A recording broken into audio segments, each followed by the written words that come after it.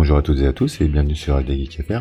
Alors aujourd'hui on va parler d'une optimisation qui va concerner votre CPU et carte graphique dans leur manière de discuter afin d'obtenir de meilleures performances en jeu notamment, sur certains jeux.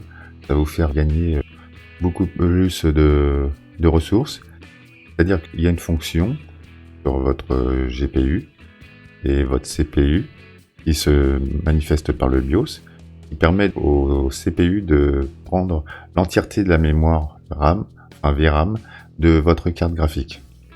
Et cette fonction, c'est celle-ci, c'est Resize Bar. Et vous voyez, dans l'état actuel où je suis, elle est en mode Disable. Donc l'option va être de passer en Enable et de regarder les performances qu'il va faire sur certains jeux. Notamment, là, je vais le tester sur Counter-Strike, sur Steam. Et on va voir la différence que cela peut apporter.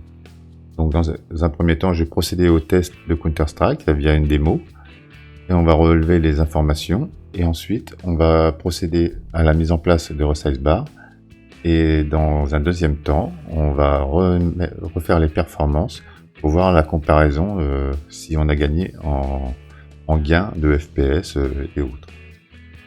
Alors vous allez redémarrer Windows en maintenant la touche Shift en appuyé et cliquez redémarrer et vous allez accéder au gestionnaire de démarrage de Windows et vous allez faire un redémarrage en mode EFI qui va vous permettre d'accéder à votre BIOS et dans les fonctions avancées vous allez chercher la fonction Resized Bar et vous la mettez sur On ou Auto ou Enable en fonction de votre BIOS.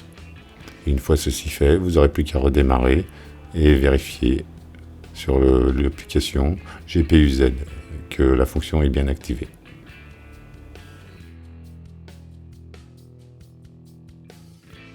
Nous voici de retour après la modification du BIOS.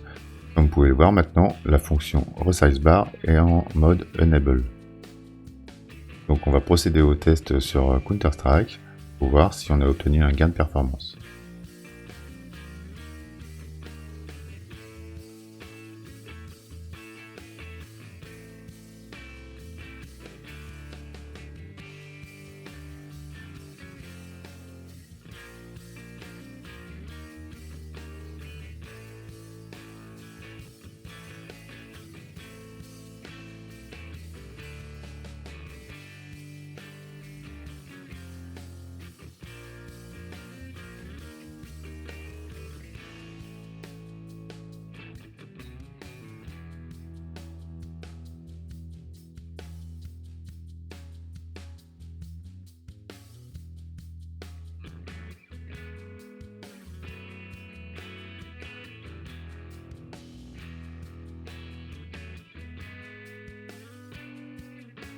Que pouvons-nous conclure de cette modification? Alors sur une machine ultra optimisée, vous allez quand même gagner un petit peu en performance, mais surtout en souplesse graphique. Et cela est valable non seulement pour les jeux, mais pour beaucoup d'applications comme des éditeurs de vidéos. Et deuxièmement, cela permet pour une machine lambda qui n'est pas très optimisée, de gagner un bon boost de performance. Car le CPU ne sera pas en attente des données de mémoire, VRAM, qui sera transmise pour traitement.